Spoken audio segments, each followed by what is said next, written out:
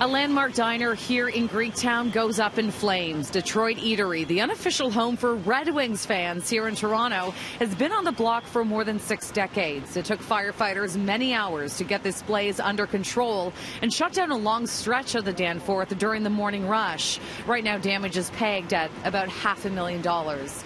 So here's a look right now at what's left of this popular restaurant. Up top, you can see the windows blown out.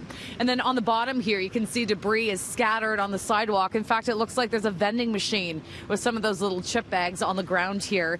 Fire officials tell me that flames were burning holes through the floor and that it's still unknown if this building will have to be demolished. Now, Detroit Eatery has been here in business for more than 6 decades, and I'm being told that people from all over the city used to come here just to grab a burger. Now today, a couple of guys who are regulars here, they stopped by the scene.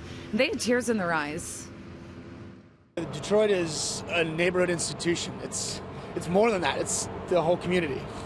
It's our clubhouse, really. This is the pillar of this place. This had more heart than any, like, every person was able to go in there as a safe place for everybody. Yeah. Tom and Brody were in disbelief when they heard their favorite neighborhood hangout was on fire. They raced to the scene to see if the famous wall collage could be salvaged. Everyone feels a part of it because every one of us have something on that wall. Like my tax return check was on that wall. So this is when people say the walls. The walls regulars would leave pieces of themselves. Everybody. Right. This was also a popular destination for hockey fans. Back in 2008, there's a famous photo of Toronto-born Red Wings veteran Chris Draper hoisting the Stanley Cup high above his head on the Eatery's doorstep. The building's longtime landlord tells me that's not the first time hockey's holy grail has been on display here.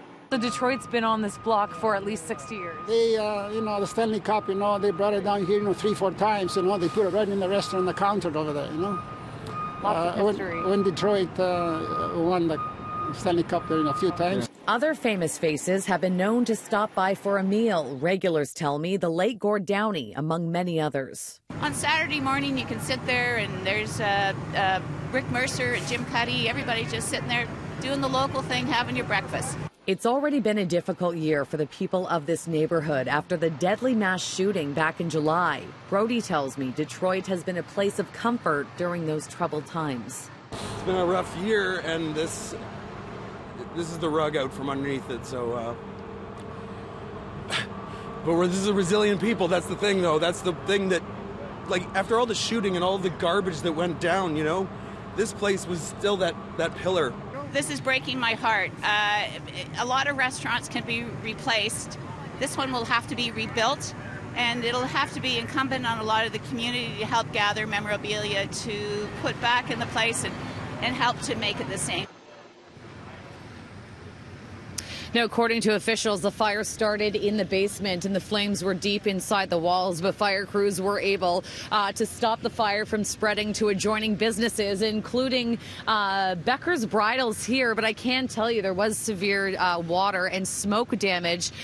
This bridal shop is also an institution on the Danforth. It's been here about 75 years. It's still unknown if any of the bridal dresses were ruined. We did reach out to the owners, but have yet to hear back. As for the cause of the fire at Detroit Eatery, that is still under investigation.